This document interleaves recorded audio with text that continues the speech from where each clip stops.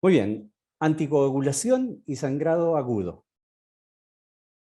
Todos estamos enfrentados en cardiología a patologías en las cuales utilizamos antitrombóticos. Muchas de las patologías en cardiología requieren tratamiento anticoagulante, y no solamente en cardiología, sino en enfermedades cardiovasculares, vasculares, cerebrovasculares, donde cada vez más se ha perfeccionado también el arsenal terapéutico de anticoagulantes, pero sabemos que cada vez que le entregamos tratamiento anticoagulante a un paciente, le entregamos también la posibilidad de hemorragia, de sangrado. No tengo conflictos de intereses respecto al tema que voy a presentar ahora. Solamente decir de que la fibrilación auricular es en gran parte el centro de nuestra estrategia de tratamiento anticoagulante crónico en cardiología. Sin duda, el paciente que empieza a tomar anticoagulantes se va a enfrentar de aquí en adelante a múltiples condiciones de riesgo. La FA es una de las patologías que está asociada a accidentes tromboembólicos con muy pésimas consecuencias. Uno de cada 5 accidentes cerebrovasculares se atribuye a fibrilación auricular, y tiene el doble de muerte que aquellos accidentes vasculares sin fibrilación auricular.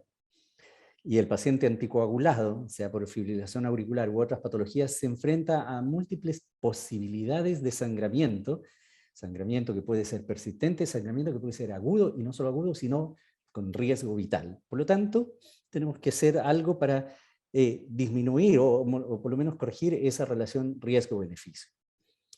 Y así que nacieron o aparecieron los anticoagulantes directos, una historia de éxito como pocas de las que han existido en la medicina, porque en la actualidad yo creo que si apareciera ahora las estrategias de tratamiento con antivitamina K, con anticoagulantes de antivitamina K, difícil que algún comité de ética, que algún centro clínico adopte usar anticoagulantes de antivitamina K, sabiendo que existen los DOACs con todos los beneficios que ya les conocemos.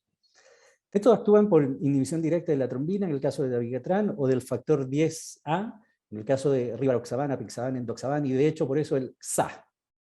Y es para recordar básicamente que en qué momento de la cascada de coagulación actúa. Se sabe que son muy eficaces tanto como la warfarina para la tromboprofilaxis en fibrilación auricular y en otras enfermedades tromboembólicas, particularmente tromboembólica venosa, con un riesgo de sangrado que es menor o comparable con las mejores estrategias de anticoagulación conocidas antes, pero con un efecto terapéutico más predecible, una dosis fija que no requiere el monitoreo clásico del tratamiento con cumarinos. Los que están disponibles en la actualidad, más acá en Chile por lo menos, y seguramente en toda Latinoamérica, el dabigatran, rivaroxaban, apixaban, en los Estados Unidos el endoxaban, y nuestra warfarina de siempre. Algunas diferencias importantes: el tiempo al efecto terapéutico con los nuevos anticoagulantes, con los directos, es bastante corto, frente a un tiempo de titulación bastante largo con warfarina. La vida media también es más corta, por lo tanto tenemos formas de actuar un poquito más seguras en caso de una hemorragia. Y el metabolismo, que combina metabolismo renal y hepático en el caso de los DOAC, frente a puro metabolismo hepático en el caso de la warfarina. Usando anticoagulantes, cualquiera que sea, el sangrado mayor es uno de los efectos adversos más complejos, y dentro de ellos lo más temido, la hemorragia intracraneana. En pacientes tratados con cumarínico, antivitamina K, el riesgo de sangrado es alrededor de 1 a 2% anual. Esto en series globales, pero cuando la incidencia se estudia en estudios de la comunidad que incluyen pacientes de mayor riesgo, muy añosos, con más comorbilidades, lo que es la vida real, con manejo de las dosis menos eficiente, la incidencia es bastante más alta. Pero comparado con warfarina, el sangrado mayor disminuye significativamente con los anticoagulantes directos, especialmente con dabigatran en dosis baja y apixaban y endoxaban.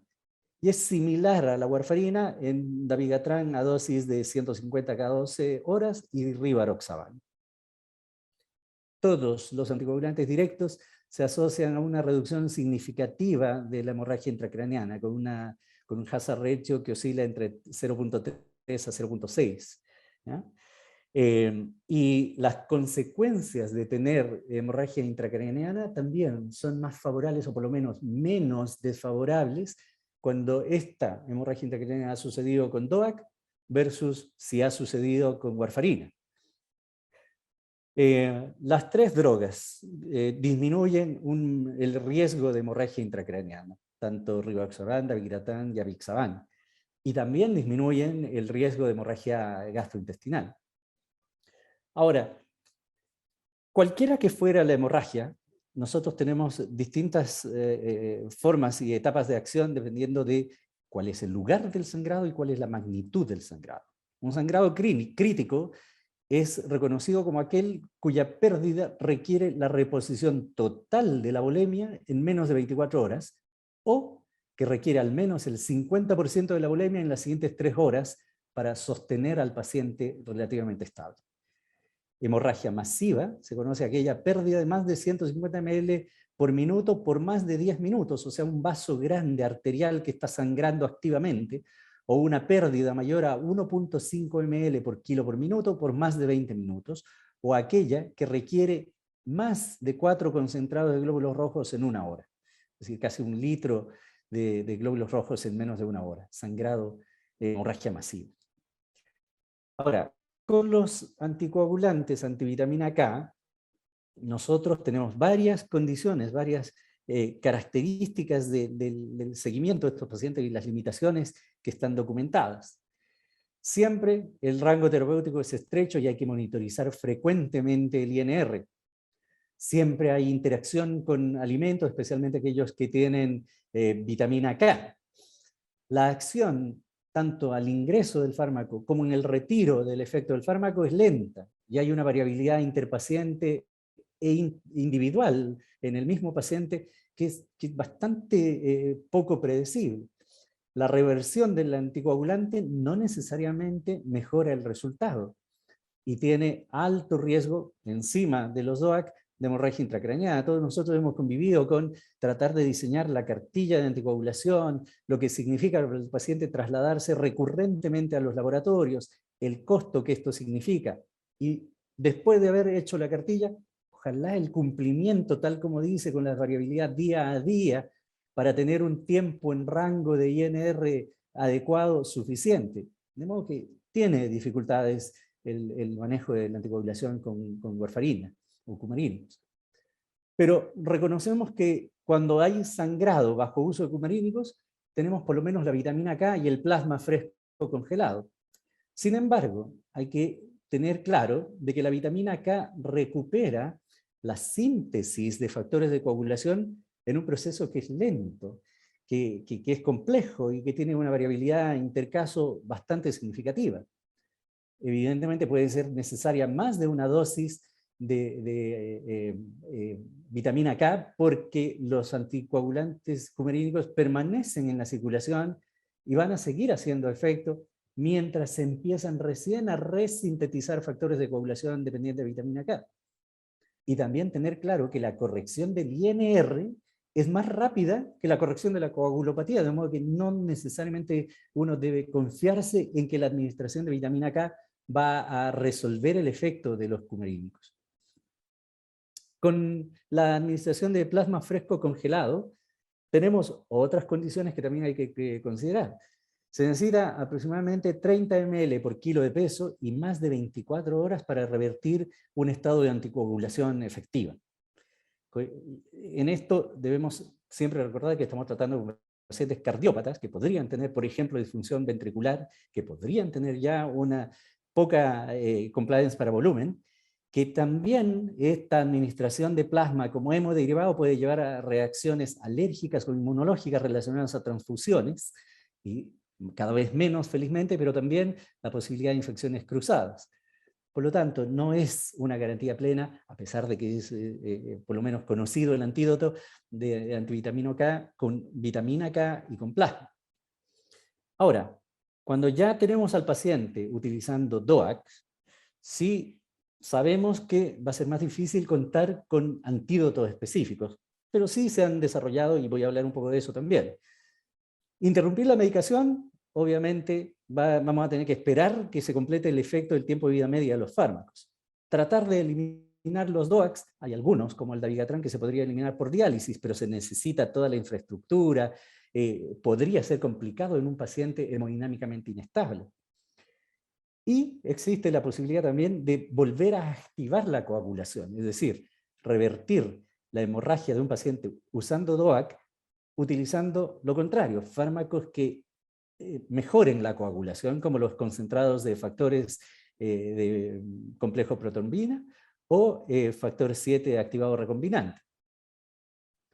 Respecto a este último, el factor 7 activado recombinante activa una parte de la coagulación dependiente de factor 7 activado, que permite la activación del factor 10, que permite la activación de protrombina en trombina, desencadenando finalmente la red de fibrina y el coágulo propiamente tal.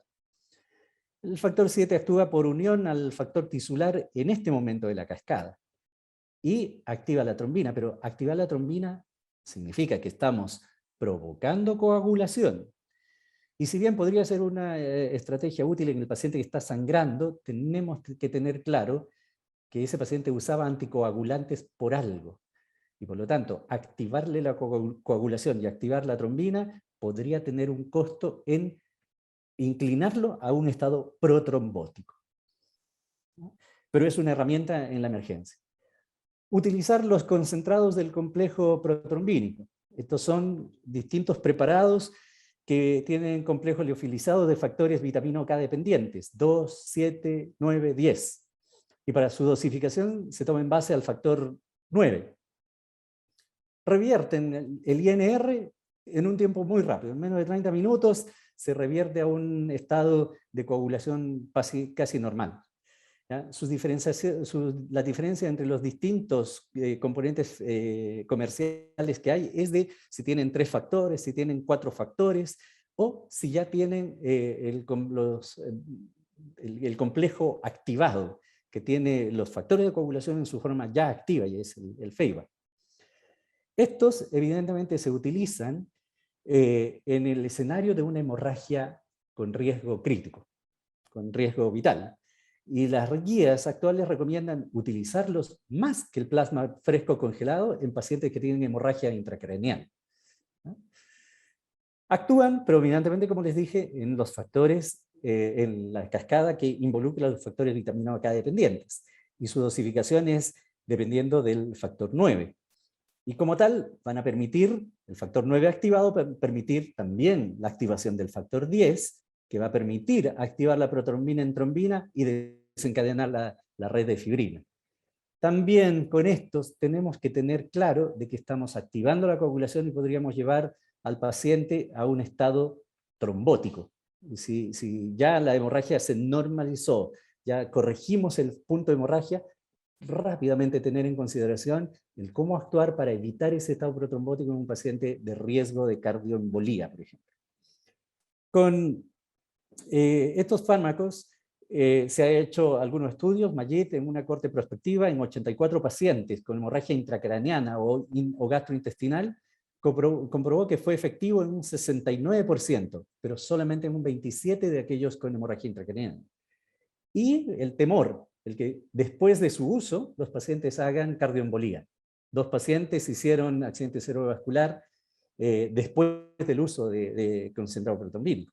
En el caso de FEIBA, que tiene los complejos de concentrado protrombínico activado, 11 pacientes con hemorragia intracraneana asociada a inhibidores del factor 10, los DOAC, que activan o inhiben el factor 10, rivaroxaban, apixaban, doxaban. 57% estabilizaron el sangrado intracraneal en un escáner de control.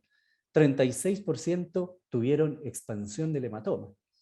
Pero una vez más, 2 pacientes hicieron accidentes trombóticos, accidente isquémico y TEP. Así que cuidado al utilizarlo. Ahora, sabemos entonces que existe un riesgo protrombótico, que no son específicos, no tienen acción inmediata, son una herramienta, pero el beneficio también podría tener un terreno medio incierto. Tenemos que también tener en cuenta de cómo se puede monitorizar el tratamiento con los nuevos anticoagulantes. No todas las pruebas de laboratorio habitual, el tiempo de protrombina, el TTPK, son útiles para monitorizar estos fármacos. En el caso de dabigatran, por ejemplo, es mucho más útil el tiempo de trombina, el tiempo de trombina diluida o el tiempo de el tiempo de coagulación en hecarina. ¿Ya? Pero para los otros, para los que inhiben el factor 10, es necesario medir actividad anti-10A, y no siempre está disponible. Nosotros en Clínica Alemana trabajamos con estas pruebas de monitorización, pero no siempre están disponibles. Por lo tanto, ¿qué desearíamos? ¿Qué necesitaríamos? Así como en tiempo de pandemia todo el mundo estaba deseando la vacuna, y llegó la vacuna, con los nuevos anticoagulantes y hemorragia asociada a ellos, desearíamos que hubiera antídotos específicos. En ese sentido, tenemos que reconocer de que la disponibilidad de agentes de reversión para los DOAC aumentaría nuestra confianza en tratar a los pacientes, sabiendo que muchos pacientes, por ejemplo con FA, no están anticoagulados por el temor de que tengan hemorragia, especialmente pacientes añosos. Y es así como surgieron fármacos específicos para inhibir el efecto de los nuevos anticoagulantes.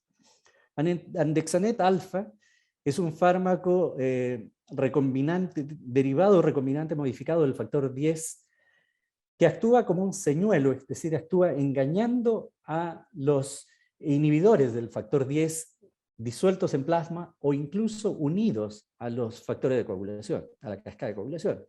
Andexanet alfa recibe así en su molécula los inhibidores del factor 10, endoxaban, apixaban, rivaroxaban, y no los deja disponibles para actuar en la cadena, en la cascada de coagulación. Por lo tanto, no permiten el efecto anticoagulante. Es más, retiran el efecto anticoagulante de aquellos fármacos que inhiben el factor 10, todos ellos, incluso heparina bajo peso molecular y fondaparinux. La reducción promedio de actividad anti-10A en un estudio por Connolly, publicado en New England, fue de alrededor, al finalizar el bolo de Andexanet, fue de alrededor del 92%, es decir, muy efectiva. Y la hemostasia, el control de la hemorragia, fue calificada como excelente o buena en un 82% de los casos. 204 de 249 pacientes sangrando usando anti-10A. La incidencia de eventos tromboembólicos fue de 10% y la mortalidad fue de 14% a 30 días. De modo que es un fármaco que es útil en esta experiencia de Connolly y que por ende ya ha sido probado, ya ha sido también presentado en las agencias reguladoras tanto en los Estados Unidos como en Europa, y ha sido aprobado para su uso en los Estados Unidos y está disponible comercialmente en los Estados Unidos y Canadá, pero hasta ahora, y esto lo hemos ido siguiendo desde el año 2018, desde que fue aprobado, no está todavía disponible, por lo menos en Chile, y no ha sido disponible, que yo sepa, también en países de Latinoamérica. Ya nos comentarán si lo tienen disponible. Lo estamos esperando y va a ser útil su existencia. Existe otro fármaco en desarrollo que ha tenido un camino un poco más lento, el siraparantac. El siraparantac o aripacine es una molécula sintética que está diseñada para unirse a todos los DOAC, a todos, tanto a los que actúan en el factor 2 como el dabigatran, como aquellos en el factor 10, rivaroxaban, apixaban, y también a las heparinas. Tiene una molécula capaz de unirse a todos estos grupos. En estudios experimentales revirtió el efecto anticoagulante muy eficazmente y no se observó efecto protrombótico. Pero todavía se han quedado en el completar los estudios de fase 2 y avanzar en estudios de fase 3, y aún no han sido presentados los resultados en las agencias reguladoras, la FDA y la EMA, como para permitir su aprobación y uso comercial. ¿Ya? Es una molécula que tiene distintos puntos de unión para todos los anticoagulantes directos y también para heparinas, de modo que promete, pero esperemos que haya la prueba suficiente como para que podamos utilizarla. Y finalmente, idarucizumab. Idarucizumab es un fármaco diseñado para actuar y revertir eficientemente el efecto de dabigatran. Es un fragmento de anticuerpo monoclonal que tiene una afinidad por el dabigatran 350 veces mayor de la que tendría la trombina por dabigatran. Es decir, el efecto anticoagulante de dabigatran se puede vencer rápidamente en presencia de idarucizumab. Se da tanto en la forma libre como cuando ya está unido el dabigatran a la trombina. Por lo tanto, inhibe y neutraliza rápidamente el efecto anticoagulante. En estudios en fase 1 y 2 en individuos sanos, en los cuales se utilizó dabigatran como anticoagulante, en 5 minutos se lograba la reversión del efecto anticoagulante de dabigatran en una condición dependiente de dosis. ¿Ya? Y no tuvo efectos sobre otros parámetros de coagulación, de modo que se podía monitorizar el resto de la coagulación del paciente de la forma tradicional.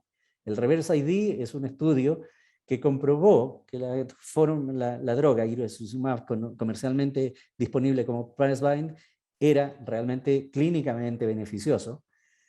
En cohorte de pacientes ancianos con multimorbilidad en tratamiento con dabigatran y que tenían hemorragias potencialmente mortales, una dosis de 5 miligramos tuvo reversión inmediata, completa y sostenida de la anticoagulación. Por lo tanto, podía salvar realmente vida de pacientes con alto riesgo que tenían hemorragia bajo uso de dabigatran, independiente del sexo, la edad o la función renal, y sin efectos adversos ni efecto coagulante conocido que pudiera tener el riesgo de tromboembolia y otras complicaciones embólicas. Ahora, ya sabiendo que existen estos reversores de los anticoagulantes, particularmente idarucizumab, con el cual ya tenemos bastante experiencia acá en Chile, en clínica alemana lo hemos usado muchísimas veces, siempre debemos tener en cuenta cuándo los debemos utilizar. Sin duda que no es lo mismo tener una hemorragia en un área de alto riesgo y pequeña, como hemorragia intracraneana o ocular, que tenerla en una zona donde podemos tener un tiempo de latencia o de seguridad mayor. Por lo tanto, no siempre va a ser necesario revertirlo y podemos tener otras acciones para estos pacientes. Por lo tanto, ¿cuándo se requiere un agente reversor? Evidentemente, en sangrado que amenaza la vida. En sangrado en espacio cerrado y órgano crítico. En sangrado persistente a pesar de las medidas hemostáticas locales. Y en sangrado en aquellos en que no podemos hacer retiro del fármaco rápidamente y tenemos que actuar, o cuando tenemos una planificación de una intervención de alto riesgo en pacientes que estaban utilizando anticoagulantes directos. Pero no es necesario y no está indicado el uso de los reversores en pacientes que tienen procedimientos electivos, en pacientes en los cuales se quiere utilizar profilácticamente para prevenir el sangrado. No está indicado. En aquellos pacientes que tienen alteración de la coagulación, pero sin evidencia de sangrado. ¿Ya? Y en pacientes en los cuales evidentemente podemos esperar a que se haga el procedimiento, la intervención, una vez que ya se haya retirado el fármaco suficientemente. Por lo tanto, también tener en cuenta claramente dónde sí debemos utilizar y dónde no es necesario utilizar estos reversores. En resumen, existen los reversores de los nuevos anticoagulantes, los anticoagulantes directos. Existe también la capacidad de revertir los anticoagulantes que actúan como inhibidores de los factores de coagulación vitamina K dependientes. Y por lo tanto, el tratamiento anticoagulante nos hace reconocer que siempre tenemos riesgo de sangrado, y podría ser agudo y con riesgo vital. ¿Hay alternativas para todos? En este momento sí. El uso de los concentrados de factores de coagulación, los concentrados protrombínicos y el factor 7 activado, tiene riesgo protrombótico que hay que considerar. Disponer de un antídoto específico para los DOAC sería muy útil en el caso de hemorragias graves. Hay un estudio español que este era un acuerdo, 97% de los especialistas tenían un acuerdo en que el antídoto era la solución. Y disponer del antídoto permite programar más eficaz y con más seguridad procedimientos urgentes, no graves, con menos riesgo. En la actualidad disponemos ya de idarucizumab, el cual revierte inmediatamente la acción anticoagulante de dabigatran, es fácil de utilizar, es muy seguro y muy efectivo. Muchísimas gracias. Esta ha sido la presentación que yo quería compartirles.